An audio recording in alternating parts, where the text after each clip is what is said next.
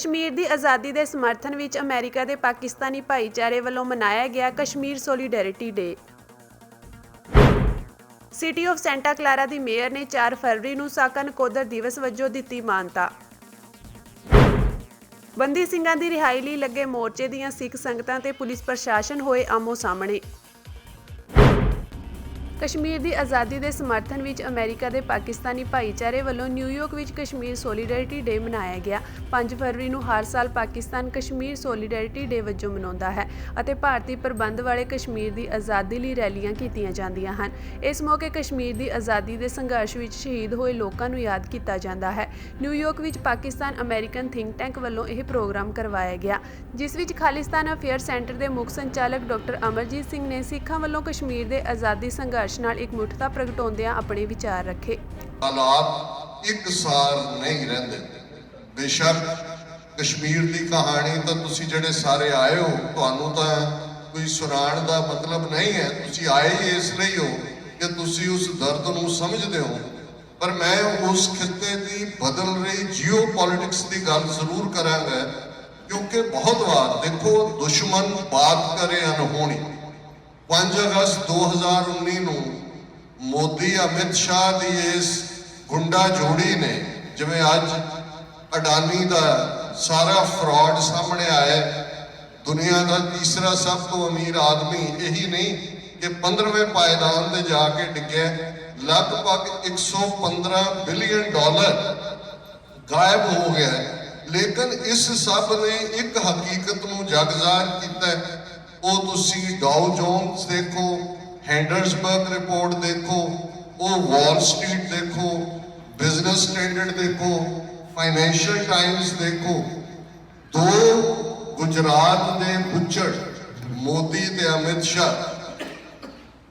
शाह गुजरात के विच home minister सी 2002 जदों Modi chief minister सी, और हज़ारां मुसलमानों की नस्लकुशी की गई। ते अज अंबानी ते अडानी दोनों ही गुजराती एक पासे 2 बुच्चड़ मुल्क नूं वेचण ते लगे हुए ने, जिवें उन्होंने अडानी के हवाले लगभग 72 जिहड़ियां ऑफशूट्स ने, पोर्ट्स होण, रेलवेज होण, जहाज होण, ईवन एग्रीकल्चर के हवाले नाल जमीनां भी उन्होंने हवाले करन लगे सी।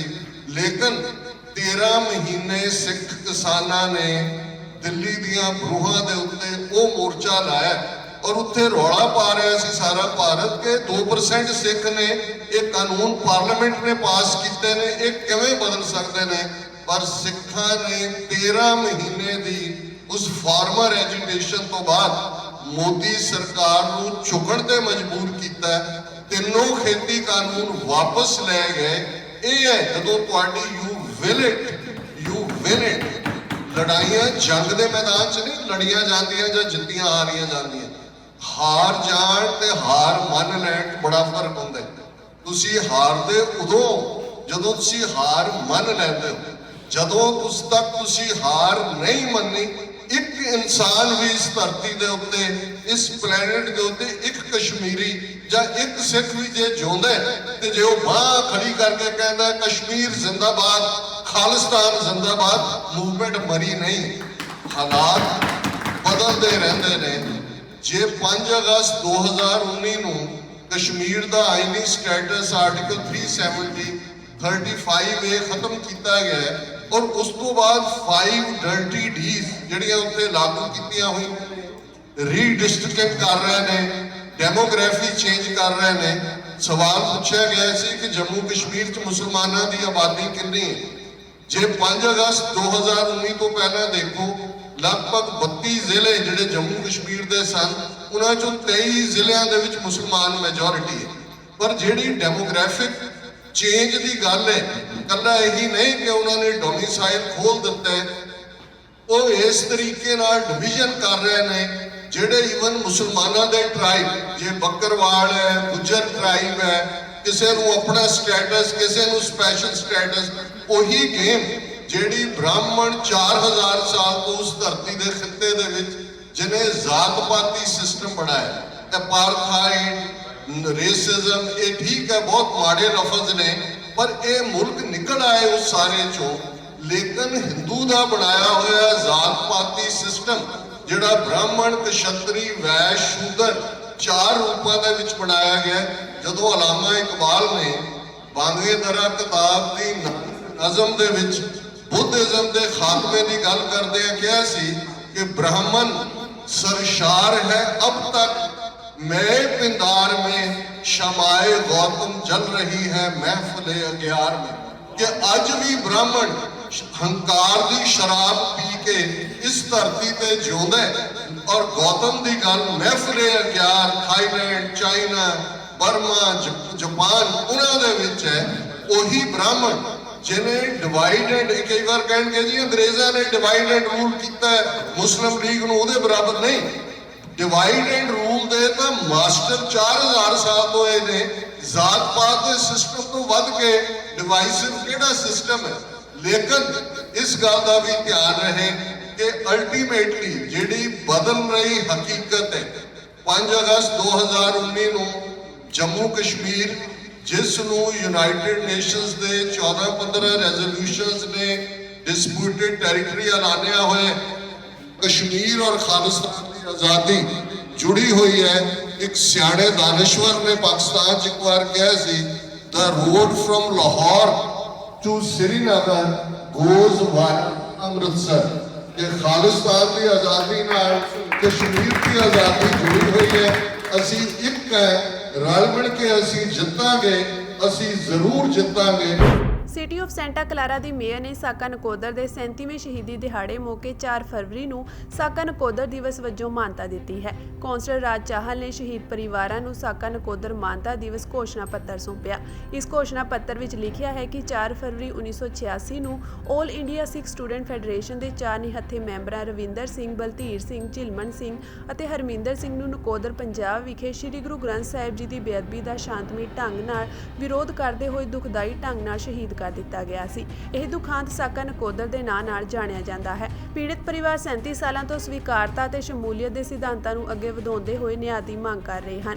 ਇੱਕ ਸ਼ਹਿਰ ਹੋਣ ਦੇ ਨਾਤੇ ਜੋ ਸਾਰਿਆਂ ਲਈ ਜਮਹੂਰੀਅਤ ਅਤੇ ਮਨੁੱਖੀ ਅਧਿਕਾਰਾਂ ਦੀ ਕਦਰ ਕਰਦਾ ਹੈ, ਸੈਂਟਾ ਕਲਾਰਾ ਪੀੜਤਾਂ ਦੇ ਪਰਿਵਾਰਾਂ ਅਤੇ ਸਿੱਖ ਭਾਈਚਾਰੇ ਨਾਲ ਇਕਮੁੱਠ ਹੈ। ਸੱਚਾਈ, ਨਿਆਂ, ਜਵਾਬਦੇਹੀ ਅਤੇ ਨਿਬੇੜੇ ਲਈ ਚੱਲ ਰਹੇ ਯਤਨਾਂ ਨੂੰ ਮਾਨਤਾ ਦਿੰਦੇ ਹੋਏ ਮੈਂ mayor Lisa M Gilmore Santa Clara city council 4 ਫਰਵਰੀ 2023 ਨੂੰ ਸਾਕਾ ਨਕੋਦਰ ਦਿਵਸ ਵਜੋਂ ਘੋਸ਼ਿਤ ਕਰਦੀ ਹਾਂ। ਸੈਂਟਾ ਕਲਾਰਾ ਦਾ ਸ਼ਹਿਰ ਆਪਣੀ ਵਿਭਿੰਨ ਆਬਾਦੀ ਤੇ ਮਾਣ ਮਹਿਸੂਸ ਕਰਦਾ ਹੈ ਅਤੇ ਵੱਖ-ਵੱਖ ਕੌਮੀਅਤਾਂ, ਪਿਛੋਕੜਾਂ ਅਤੇ ਸੱਭਿਆਚਾਰਾਂ ਦੇ ਸਾਰੇ ਲੋਕਾਂ ਦਾ ਸਮਰਥਨ ਕਰਦਾ ਹੈ। ਇਸ ਦਿਨ ਅਸੀਂ ਪੀੜਤਾਂ ਦੀ ਯਾਦ ਦਾ ਸਨਮਾਨ ਕਰਦੇ ਹਾਂ ਅਤੇ ਸਾਰੇ ਲੋਕਾਂ ਵਿੱਚ ਆਪਸੀ ਸਮਝ ਅਤੇ ਸਤਿਕਾਰ ਨੂੰ ਉਤਸ਼ਾਹਿਤ ਕਰਨ ਲਈ ਆਪਣੀ ਵਚਨਬੱਧਤਾ ਨੂੰ ਨਿਭਾਉਂਦੇ ਹਾਂ। ਬੰਦੀ ਸਿੰਘਾਂ ਦੀ ਰਿਹਾਈ ਲਈ ਲੱਗੇ ਕੌਮੀ ਇਨਸਾਫ ਮੋਰਚੇ ਨੇ ਇਸ ਸੰਘਰਸ਼ ਨੂੰ ਹੋਰ ਤੇਜ਼ ਕਰਦਿਆਂ ਪੰਜਾਬ ਦੇ ਮੁੱਖ ਮੰਤਰੀ ਭਗਵੰਤ ਮਾਨ ਦੀ ਚੰਡੀਗੜ੍ਹ ਸਥਿਤ ਰਿਹਾਇਸ਼ ਮੂਹਰੇ ਰੋਸ ਮਾਰਚ ਕਰਨ ਦਾ ਫੈਸਲਾ ਕੀਤਾ ਸੀ, ਜਿਸ ਵਿੱਚ ਬੀਤੇ ਕੱਲ੍ਹ 31 ਸਿੱਖਾਂ ਨੂੰ ਗ੍ਰਿਫਤਾਰ ਕਰ ਲਿਆ ਗਿਆ। ਕੱਲ੍ਹ ਦੀ ਤਰ੍ਹਾਂ ਅੱਜ ਵੀ ਇੱਕ ਜਥੇ ਦੇ ਰੂਪ ਵਿੱਚ ਵਾਰਿਸ ਪੰਜਾਬ ਦੇ ਜਥੇਬੰਦੀ ਦੇ ਸਿੰਘ ਰੋਸ ਮਾਰਚ ਕਰਦਿਆਂ ਰਿਹਾਇਸ਼ ਤੱਕ ਪਹੁੰਚੇ, ਪਰ ਪੁਲਿਸ ਪ੍ਰਸ਼ਾਸਨ ਵੱਲੋਂ ਉਹਨਾਂ ਨੂੰ ਰੋਕ ਲਿਆ ਗਿਆ ਅਤੇ ਅੱਗੇ ਜਾਣ ਦੀ ਮਨਜ਼ੂਰੀ ਨਹੀਂ ਦਿੱਤੀ ਗਈ। ਪ੍ਰਸ਼ਾਸਨ ਦਾ ਕਹਿਣਾ ਹੈ ਕਿ ਕੇਵਲ 5 ਜਣੇ ਹੀ ਅੱਗੇ ਜਾ ਸਕਦੇ ਹਨ, ਪਰ ਸੰਗਤਾਂ ਵਿੱਚ ਭਾਰੀ ਰੋਸ ਵੇਖਣ ਨੂੰ ਮਿਲਿਆ।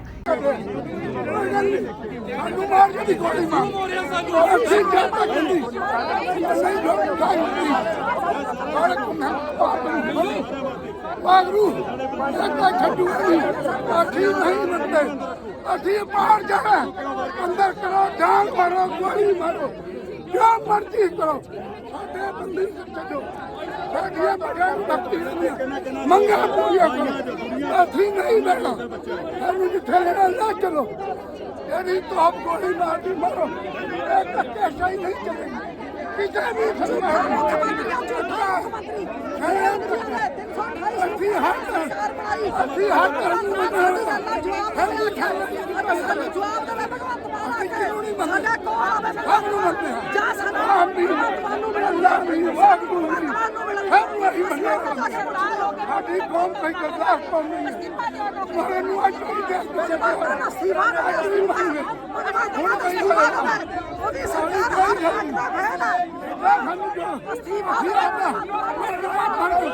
किसी भी क्यों वितका करते रहे? चलो राम रहीम ने इन्ना माड़ा किया, इन्नी औरतां दा तुसीं भी औरतां हो, तुसीं भी किसी दियां बच्चियां हो, इन्हां जुल्म किया, इन्हां सरकारां ने वोटां दी खातर उहनूं छड्ड दित्ता। साडे भी हृदय दे अंदर ने ये क्यों डरदे ने? ये सारे शेर ने, ये सारे शेर ने जिन्ने भी आए ने, कि उन्हां नूं भी छड्डे। साडी बेनती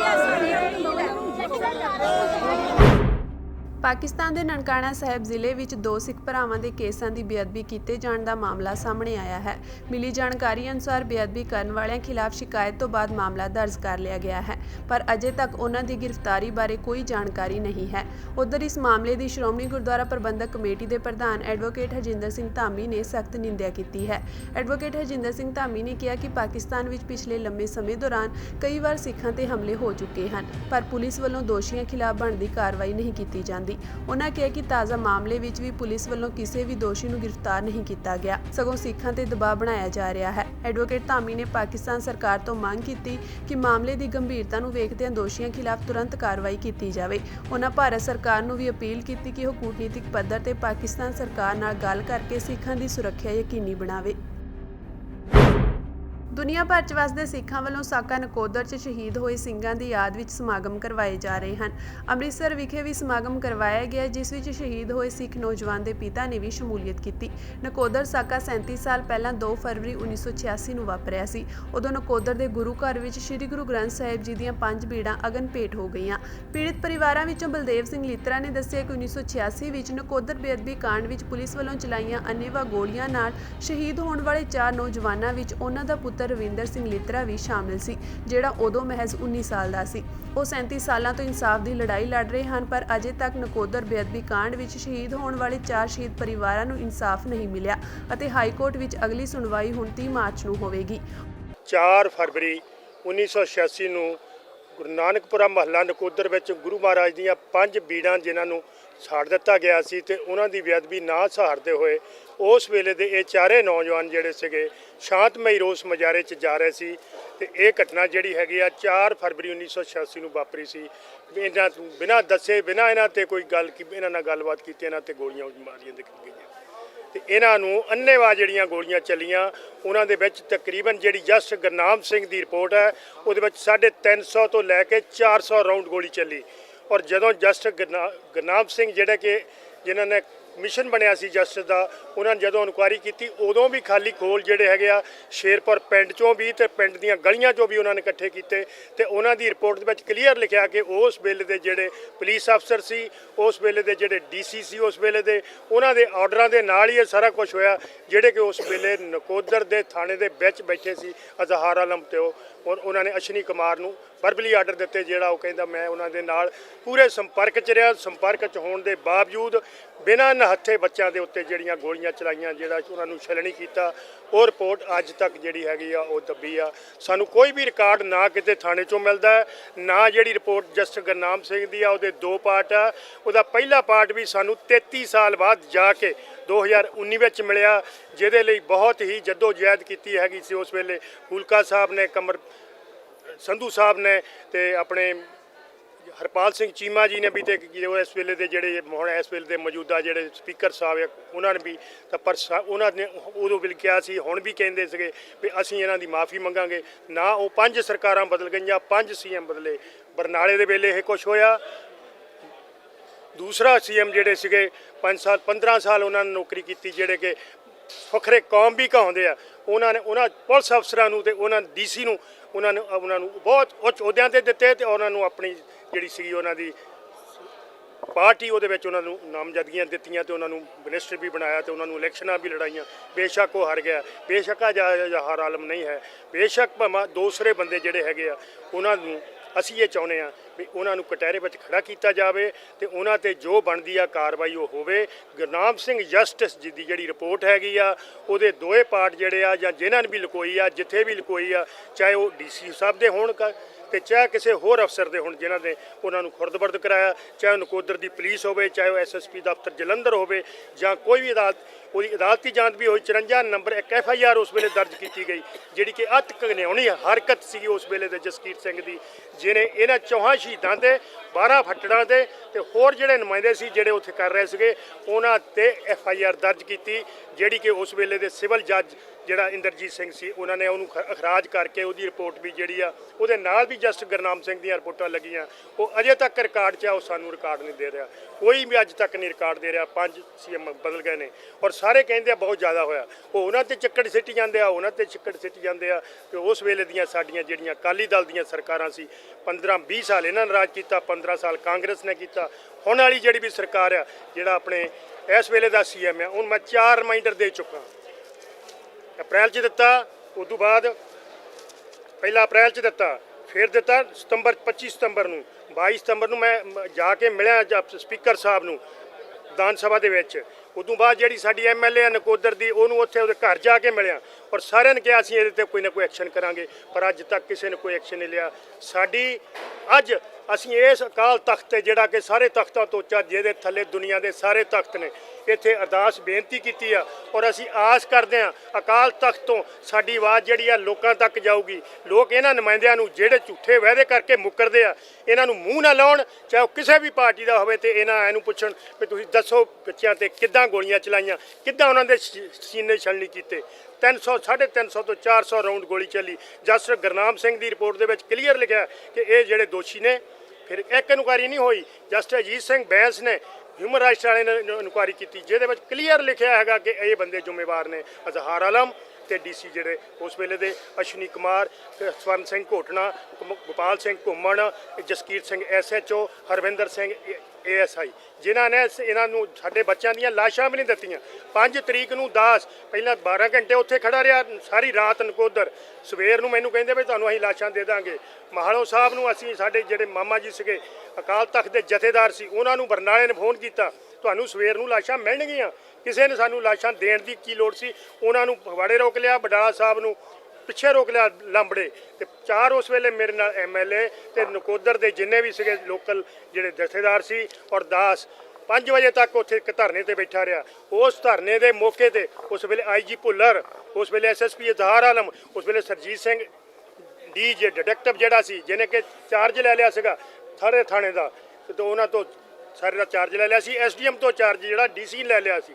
और उन्होंने जिहड़ा लफ्ज किया, बलवंत सिंह हुणी आए सीगे, बलवंत सिंह हुणां ने आके जुडिशियल इनकुआरी दी जिन्ना चिर वो अनाउंस नहीं किया उन्ना चिर असीं धरना नहीं चुक्या। तो जिहड़ी 54 नंबर FIR सी जिहड़ी खराज हुई आ, जिन्ना चिर उहदे विच जिहड़े 24 दे 25 बंदे जिहड़े सीगे उन्हां दे केस जिहड़े वापस लैण दा वायदा नहीं किया उन्ना चिर असीं उदों नहीं। ते एक हैरानी वाली गल है कि उस वेले दा जिहड़ा SSP D सरजीत सिंह सी, उहने बरनाले दा फोन आया जिहड़ा थ्रू आया सीगा बलवंत सिंह होना दे वित्त मंत्री दे, वो सुन तो SDM दे सामने बैठिਆਂ ते इनकार किया, जिहदी रिपोर्ट SDM साहब ने जिहड़ा कि सरजीत सिंह मनहास सी, DSP घुम्मण ने भी कहा भी ये इन्हां दी गल सुनो और इन्हां नूं लाशां दिओ। ਕੈਨੇਡਾ ਦੇ ਬ੍ਰਿਟਿਸ਼ ਕੋਲੰਬੀਆ ਵਿੱਚ ਇੱਕ ਸੜਕ ਦਾ ਨਾਮ ਕਾਮਾਗਾਟਾ ਮਾਰੂ ਮਾਰਗ ਦੇ ਨਾਂ ਤੇ ਰੱਖਣ ਦਾ ਐਲਾਨ ਕੀਤਾ ਗਿਆ ਹੈ। ਜ਼ਿਕਰਯੋਗ ਹੈ ਕਿ 1914 ਵਿੱਚ 376 ਯਾਤਰੀ ਕਾਮਾਗਾਟਾ ਮਾਰੂ ਜਹਾਜ਼ ਰਾਹੀਂ ਬ੍ਰਿਟਿਸ਼ ਕੋਲੰਬੀਆ ਦੇ ਤੱਟ ਤੇ ਪਹੁੰਚੇ ਸਨ, ਪਰ ਇਸ ਮੌਕੇ ਨਸਲੀ ਵਿਤਕਰੇ ਦੇ ਤਹਿਤ ਸਾਰੇ ਕਾਨੂੰਨੀ ਦਾਅ ਪੇਚਾਂ ਨੂੰ ਭੁੱਲ ਕੇ ਕੈਨੇਡਾ ਸਰਕਾਰ ਨੇ ਇਹਨਾਂ ਯਾਤਰੀਆਂ ਨੂੰ ਵਾਪਸ ਮੋੜ ਦਿੱਤਾ। ਹਾਲਾਂਕਿ 20 ਯਾਤਰੀ ਅਜਿਹੇ ਵੀ ਸਨ ਜਿਨ੍ਹਾਂ ਨੂੰ ਕੈਨੇਡਾ ਵੱਲੋਂ ਉੱਥੇ ਰਹਿਣ ਦੀ ਮਨਜ਼ੂਰੀ ਦਿੱਤੀ ਗਈ। ਉੱਥੇ ਪਹੁੰਚੇ ਲੋਕਾਂ ਦੇ ਵਾਰਸਾਂ ਵੱਲੋਂ ਹੀ ਇਹ ਅਪੀਲ ਬ੍ਰਿਟਿਸ਼ ਕੋਲੰਬੀਆ ਦੀ ਕੌਂਸਲ ਨੂੰ ਕੀਤੀ ਗਈ, ਜਿਸ ਤੋਂ ਬਾਅਦ ਕੌਂਸਲ ਵੱਲੋਂ ਇਹ ਮਤਾ ਪਾਸ ਕੀਤਾ ਗਿਆ ਕਿ ਕਾਮਾਗਾਟਾ ਮਾਰੂ ਮਾਰਗ ਦਾ ਨਾਂ ਇੱਕ ਸੜਕ ਨੂੰ ਦਿੱਤਾ ਜਾਵੇਗਾ। ਜੰਮੂ ਕਸ਼ਮੀਰ ਦੇ ਸਾਬਕਾ ਮੁੱਖ ਮੰਤਰੀ ਮਹਿਬੂਬਾ ਮੁਫਤੀ ਨੇ ਇਲਜ਼ਾਮ ਲਗਾਇਆ ਕਿ ਭਾਰਤੀ ਜਨਤਾ ਪਾਰਟੀ ਨੇ ਸੂਬੇ ਨੂੰ ਅਫਗਾਨਿਸਤਾਨ ਵਿੱਚ ਤਬਦੀਲ ਕਰ ਦਿੱਤਾ ਹੈ ਅਤੇ ਉਹ ਗਰੀਬਾਂ ਅਤੇ ਪਛੜੇ ਲੋਕਾਂ ਦੇ ਘਰਾਂ ਨੂੰ ਢਾਉਣ ਲਈ ਬੁਲਡੋਜ਼ਰ ਦੀ ਵਰਤੋਂ ਕਰ ਰਹੀ ਹੈ। ਇੱਕ ਪ੍ਰੈਸ ਕਾਨਫਰੰਸ ਨੂੰ ਸੰਬੋਧਨ ਕਰਦਿਆਂ ਪੀਪਲਜ਼ ਡੈਮੋਕ੍ਰੈਟਿਕ ਪਾਰਟੀ ਦੇ ਸੁਪਰੀਮੋ ਨੇ ਦੇਸ਼ ਵਿੱਚ ਵਿਰੋਧੀ ਧਿਰ ਦੇ ਨੇਤਾਵਾਂ ਨੂੰ ਵੀ ਅਪੀਲ ਕੀਤੀ ਕਿ ਉਹ ਭਾਜਪਾ ਵੱਲੋਂ ਕੀਤੇ ਜਾ ਰਹੇ ਅਤਿਆਚਾਰਾਂ ਪ੍ਰਤੀ ਮੂਕ ਦਰਸ਼ਕ ਨਾ ਬਣੇ ਰਹਿਣ। ਉਹਨਾਂ ਇਲਜ਼ਾਮ ਲਗਾਇਆ ਕਿ ਭਾਜਪਾ ਆਪਣੇ ਬਹੁਮਤ ਦੀ ਵਰਤੋਂ ਸੰਵਿਧਾਨ ਨੂੰ ਨਸ਼ਟ ਕਰਨ ਲਈ ਕਰ ਰਹੀ ਹੈ। ਉਹਨਾਂ ਕਿਹਾ ਕਿ ਫਲਸਤੀਨ ਫਿਰ ਵੀ ਬਿਹਤਰ ਹੈ, ਘੱਟੋ ਘੱਟ ਲੋਕ ਗੱਲ ਕਰਦੇ ਹਨ। ਜਿਸ ਤਰ੍ਹਾਂ ਲੋਕਾਂ ਦੇ ਘਰ ਢਾਉਣ ਲਈ ਬੁਲਡੋਜ਼ਰ ਵਰਤੇ ਜਾ ਰਹੇ ਹਨ, ਉਸ ਨਾਲ ਕਸ਼ਮੀਰ ਦੇ ਹਾਲਾਤ ਅਫਗਾਨਿਸਤਾਨ ਨਾਲੋਂ ਵੀ ਬੱਤਰ ਹੁੰਦੇ ਜਾ ਰਹੇ ਹਨ। ਲੋਕਾਂ ਦੇ ਛੋਟੇ ਘਰਾਂ ਨੂੰ ਢਾਉਣ ਦਾ ਕੀ ਮਕਸਦ ਹੈ? ਮਹਿਬੂਬਾ ਨੇ ਕਿਹਾ ਕਿ ਸਰਕਾਰ ਮੁਤਾਬਕ ਸਦੀਆਂ ਪੁਰਾਣਾ ਸ਼ੰਕਰਾਚਾਰੀਆ ਮੰਦਿਰ ਅਤੇ ਤਤਕਾਲੀ ਮਹਾਰਾਜਾ ਦੁਆਰਾ ਬਣਾਈ ਗਈ ਛਾਉਣੀ ਵੀ ਕਬਜ਼ੇ ਵਾਲੀ ਜ਼ਮੀਨ ਤੇ ਬਣਾਈ ਗਈ ਸੀ। PDP ਨੇਤਾ ਨੇ ਕਿਹਾ ਕਿ ਉਪ ਰਾਜਪਾਲ ਮਨੋਜ ਸਿਨਹਾ ਦਾਅਵਾ ਕਰ ਸਕਦੇ ਹਨ ਕਿ ਕਬਜ਼ੇ ਵਿਰੋਧੀ ਮੁਹਿੰਮ ਦੌਰਾਨ ਗਰੀਬਾਂ ਦੇ ਘਰਾਂ ਨੂੰ ਨਹੀਂ ਛੂਇਆ ਜਾਵੇਗਾ, ਪਰ ਜ਼ਮੀਨੀ ਪੱਧਰ ਤੇ ਉਹਨਾਂ ਦੀ ਗੱਲ ਨਹੀਂ ਸੁਣੀ ਜਾ ਰਹੀ ਹੈ ਕਿਉਂਕਿ ਟੀਨ ਦੀਆਂ ਛੱਤਾਂ ਵਾਲੇ ਘਰ ਵੀ ਢਾਏ ਜਾ ਰਹੇ ਹਨ। ਉਹਨਾਂ ਕਿਹਾ ਕਿ ਇੱਕ ਸੰਵਿਧਾਨ, ਇੱਕ ਵਿਧਾਨ, ਇੱਕ ਪ੍ਰਧਾਨ ਦੀ ਸ਼ੁਰੂਆਤ ਨੇ ਇੱਕ ਦੇਸ਼, ਇੱਕ ਭਾਸ਼ਾ, ਇੱਕ ਧਰਮ ਲਈ ਰਾਹ ਪੱਧਰਾ ਕੀਤਾ, ਜਿਸ ਵਿੱਚ ਕੋਈ ਸੰਵਿਧਾਨ ਨਹੀਂ ਹੈ। ਉਹਨਾਂ ਕਿਹਾ ਕਿ ਸੰਵਿਧਾਨ ਦੀ ਗੱਲ ਕਰਨ ਵਾਲੇ ਵਿਅਕਤੀ ਦੀ ਆਵਾਜ਼ ਨੂੰ ਦਬਾਇਆ ਜਾ ਰਿਹਾ ਹੈ। ਉਹਨਾਂ ਸਵਾਲ ਕੀਤਾ ਕਿ ਕੀ ਧਾਰਾ 370 ਨੂੰ ਹਟਾਉਣਾ ਸੰਵਿਧਾਨਿਕ ਵਿਵਸਥਾ ਦੇ ਮੁਤਾਬਕ ਸੀ। आपको क्या लगता है फलस्तीन में टूरिस्ट नहीं जा रहे हैं? बहुत जाते हैं वहाँ। मैं इसलिए कंपैरिजन करती हूँ कि जो बीजेपी की सरकार है, it is behaving like an East India Company in Kashmir, in the country, whole country, why only Kashmir? मैंने कहा एक संविधान, एक विधान, एक प्रधान के बाद अब one country, one religion, one language का इशू चल रहा है। संविधान कहाँ रखा है इन लोगों ने? संविधान की कोई जगह नहीं है इसको। जो संविधान की बात करता है उसी को, और जो 370 तोड़ा वो कौन से संविधान के मुताबिक तोड़ा है? सुप्रीम कोर्ट की रूलिंग है बाज़ाब्ता 370 के बारे में, इन्होंने तो उसको भी अनदेखा किया। तो मैं क्यों ना करूं? अगर आप कश्मीर आ जाएंगे, मैंने कहा ना, आई एम सॉरी कि आपका ये नहीं, मैं दिखाती आपको कि वो फलस्तीन तो फिर भी बेटर ऑफ है, उनके तो कोई लोग बात करते हैं, ये तो अफगानिस्तान से बदतर हो रहा है। जिस तरह से वहाँ बुलडोजर लेके लोगों के घरों को तोड़ा जा रहा है, टीन वाले मकान है बेचारे लोगों के, उनको तोड़ा जा रहा है। क्या मकसद क्या है? When our people on the roads, they are just trying to survive.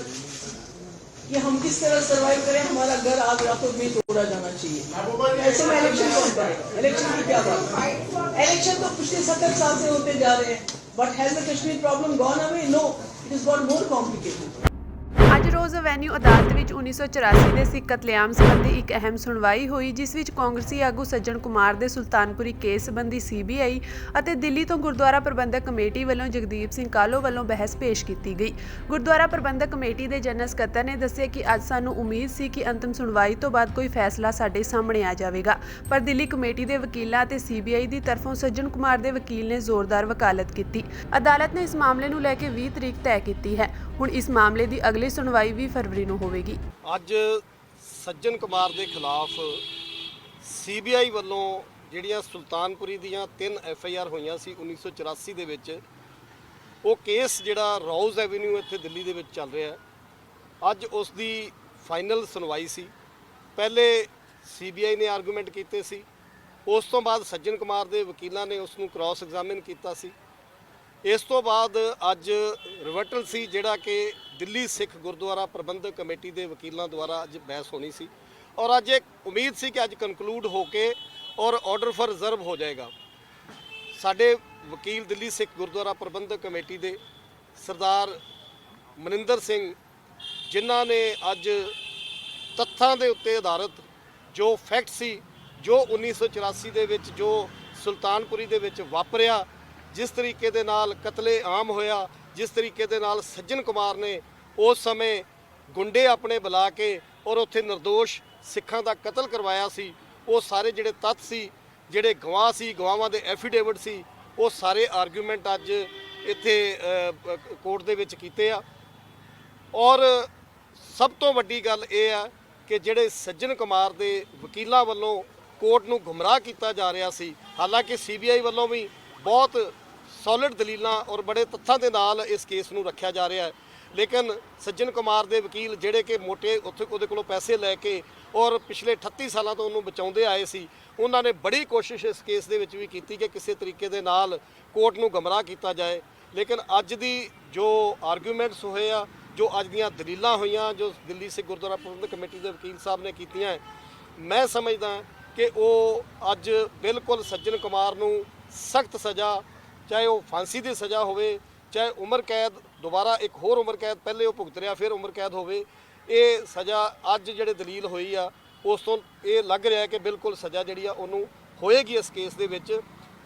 ਕਿਉਂਕਿ ਜਦੋਂ ਵੀ ਸੱਜਣ ਕੁਮਾਰ ਦੇ ਕੇਸ ਦੀ ਗੱਲ ਆਈ, ਜਦੋਂ ਕਾਂਗਰਸ ਸਰਕਾਰ ਸੀ, ਉਸ ਸਮੇਂ ਉਸ ਨੂੰ ਬਚਾਇਆ ਗਿਆ, ਜਿਹੜੇ ਗਵਾਹ ਸੀ ਉਹਨਾਂ ਨੂੰ ਡਰਾਇਆ ਗਿਆ, ਧਮਕਾਇਆ ਗਿਆ, ਜਿਹਦੇ ਕਰਕੇ 38 ਸਾਲਾਂ ਤੋਂ ਇਹ ਇਨਸਾਫ ਨਹੀਂ ਮਿਲਿਆ।